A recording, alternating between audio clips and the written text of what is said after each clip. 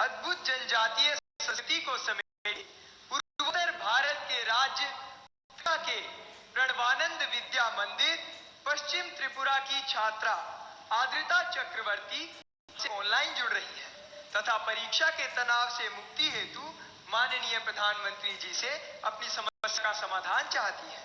आद्रिता, कृपया अपना प्रश्न पूछिए। नमस्कार माननीय प्रधानमंत्री महोदय, मेरा नाम आद्रिता चक्रवर्ती है। मैं प्रणवानंद विद्या मंदिर पश्चिम त्रिपुरा में कक्षा 12वीं की छात्रा हूँ। मेरा आपसे यही प्रश्न है कि पेपर खत्म होने के आखिरी कुछ मिनटों में मैं घबरा जाती हूँ और मेरा लिखावट भी बिगड़ जाती है। मैं इस स्थिति से कैसे निपटूं? मुझे इसका समाधान दीजिए। धन्यवाद श्रीमान।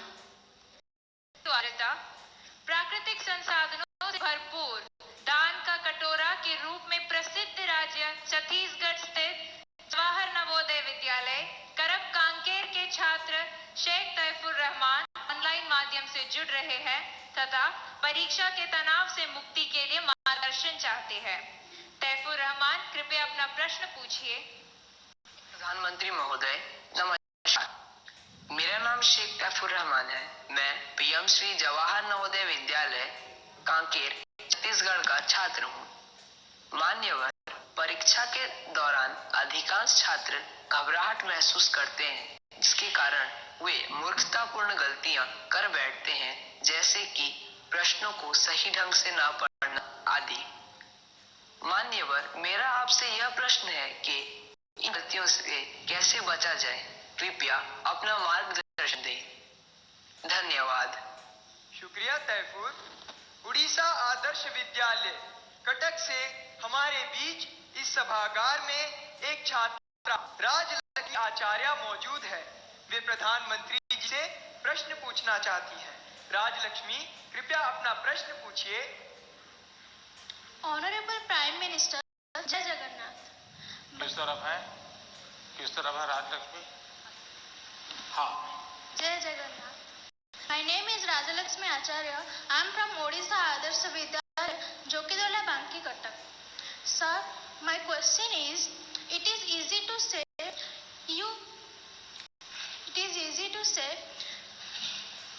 you face exam with a cool mind, but in exam hall the situation is so scary, like don't move, look straight and so on. Then how can it be so cool? Thank you sir. धन्यवाद राजलक्ष्मी।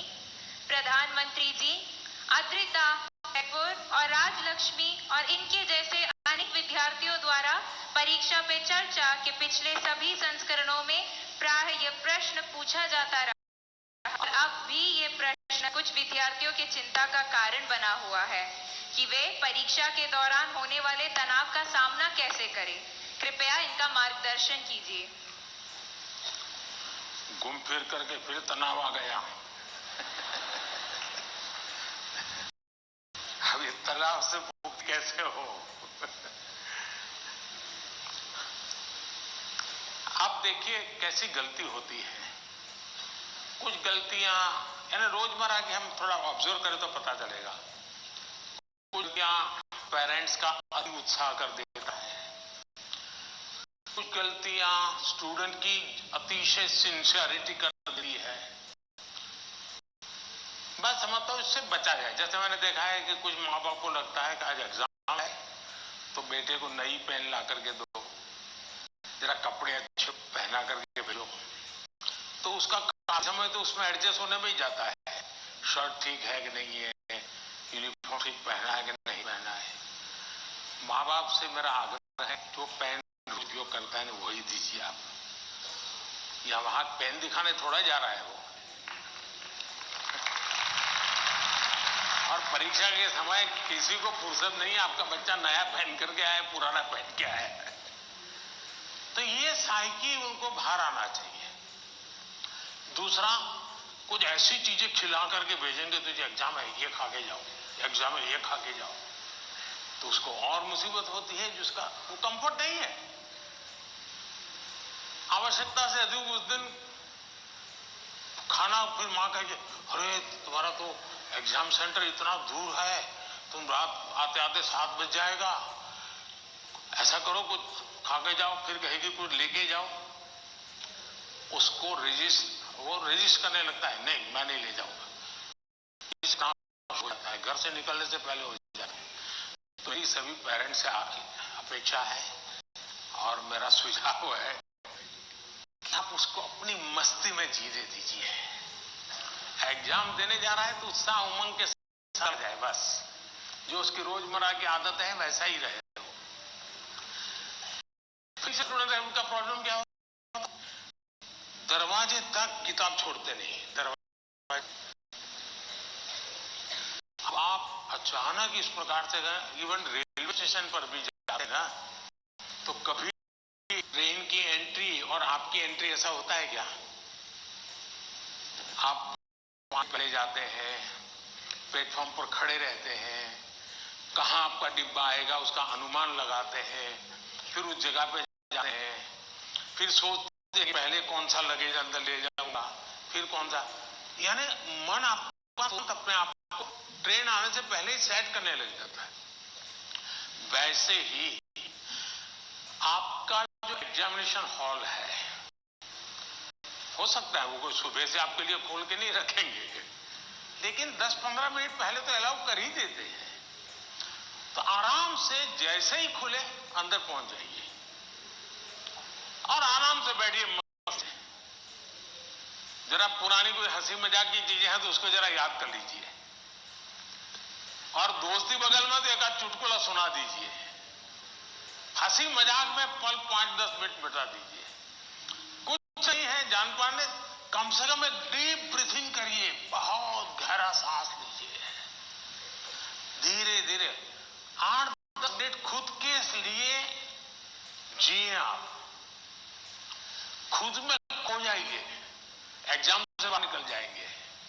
और फिर जब आपके हाथ में question paper आएगा तो आप कंफर्ट होंगे, वरना क्या होगा, नहीं वो देखा कि नहीं, वो कैसे पढ़ा नहीं, टीचर कहां दिखता है, सीसीटीवी कैमरा है।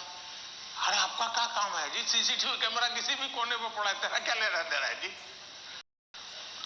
हम इन्हीं चीजों में लटके रहते हैं जी, और वही बिना कारण हमारी शक्ति समय वेस्ट करता है। हमने खुद में ही कोई रहना चाहिए, और जैसा ही क्वेश्चन पर आ जाए तो कभी कभी तो आपने देखा होगा कि अगर आप फर्स्ट बेंच पर आपका नंबर आया है, लेकिन क्वेश्चन पेपर वो पीछे से बांटना शुरू करता है, तो आपका दिमाग फट रहा है, देखिए मेरे से तो 5 मिनट पहले उसको मिलेगा, मुझे 5 मिनट बाद में मिलेगा। ऐसा ही होता है ना, ऐसा होता है ना। अब ऐसी चीजों में अपना दिमाग खपाओगे कि पहले क्वेश्चन पेपर मुझे मिला कि 20 नंबर के बाद मिला, तो आप अपनी एनर्जी, आप पर से तो पलट नहीं सकते, टीचर ने वहां से दूर आप खड़े होकर नहीं कह सकते पहले मेरे दो, ऐसा तो नहीं कर सकते। तो आपको पता है ऐसा होना, फिर ऐसे ही अपने आप को एडजस्ट कर लेना चाहिए। एक बार ये अगल बगल की सारी दुनिया, और हम बचपन से पढ़ते तो आए हैं, वो अर्जुन को पक्षी की आंख वाली कथा तो सुनते रहते हैं, लेकिन जीवन में आता है तो नहीं, पेड़ भी दिखता है, पत्तियां भी दिखती है, तब आपको वो पक्षी की आंख नहीं दिखती है। आप भी मन में कथाएं सुनते हैं, पढ़ते हैं, तो उसको जीवन में लाने का मौका होता है। तो पहली बात तो यह है कि इन सारी बाह्य चीजों से आप, दूसरा, परीक्षा में घबराहट का कारण यह होता है, कभी लगता है समय कम पड़ गया, कभी लगता है कि अच्छा होता मैं वो क्वेश्चन पहले कर लेता। तो इसका उपाय यह है, पहले एक बार पूरा क्वेश्चन पेपर पढ़ लीजिए, फिर मन से तय कीजिए कि किस आंसर में कितना मिनट मोटा मोटा मेरा जाएगा, और उसी प्रकार से अपना समय तय कर लीजिए। अब खाना खाते हैं, आप खाने के लिए बैठते हैं तो घड़ी देख करके थोड़े खाते, भाई 20 मिनट में खाना खाना है, खाते खाते आदत हो ही जाती है, हाँ भैया इतने में 20 मिनट भी हो गया और खाना भी हो गया। इसके लिए कोई घड़ी और कोई बेल थोड़ा बजता है, चलो अब खाना शुरू करो, अब खाना बंद करो, ऐसा तो होता नहीं है। तो ये प्रैक्टिस। दूसरा मैंने देखा है कि आजकल जो बड़ी समस्या है जिसके कारण ये समझ है, आप मुझे बताइए, आप एग्जाम देने जाते हैं, मतलब आप फिजिकली क्या करते हैं? आप फिजिकली पेन हाथ में पकड़ करके लिखते हैं, यही करें ना। दिमाग अपना काम करता है, लेकिन आप क्या करते हैं? लिखते हैं। आज के युग में आईपैड के कारण, मोबाइल के कारण मेरी लिखने की आदत धीरे धीरे कम हो गई है। जब भी एग्जाम में लिखना होता है, इसका मतलब हुआ कि मुझे अगर एग्जाम के लिए तैयार करना है तो मुझे अपने आप को लिखने के लिए भी तैयार करना है। आजकल बहुत कम लोग हैं जिनको लिखने की आदत है, और इसलिए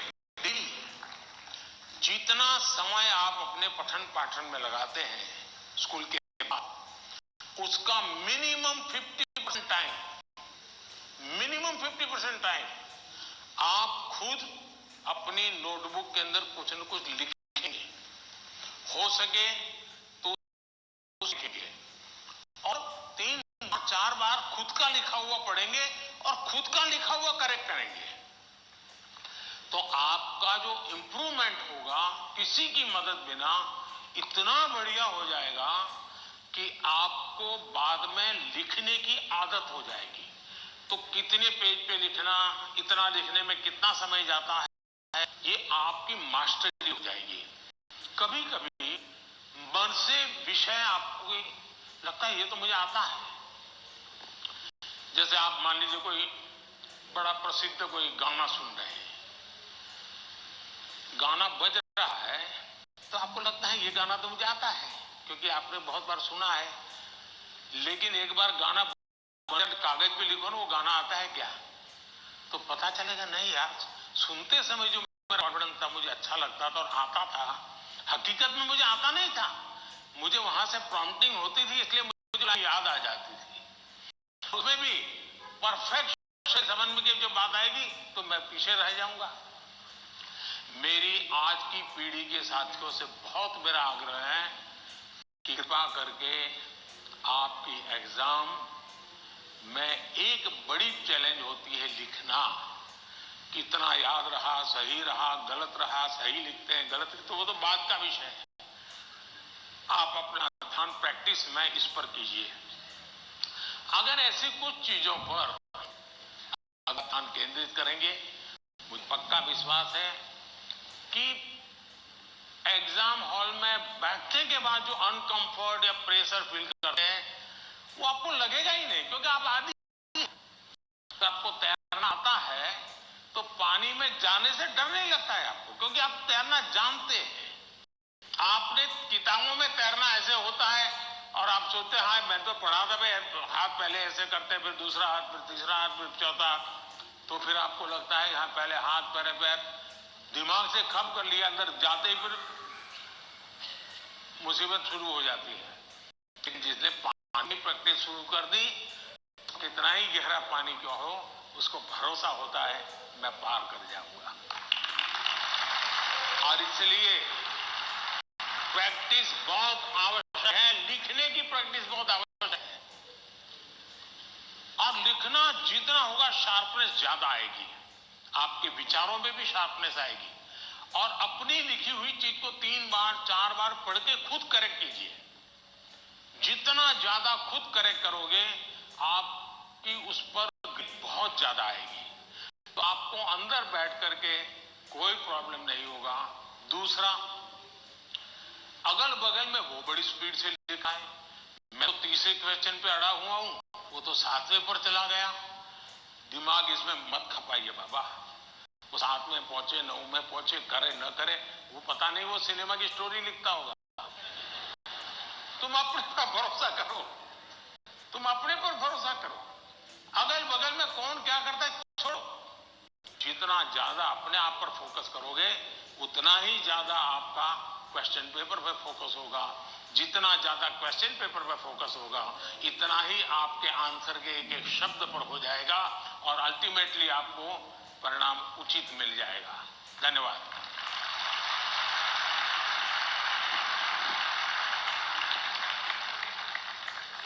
धन्यवाद पीएम सर। तनाव प्रबंधन का ये सूत्र जीवन भर हमें प्रेरित करेगा।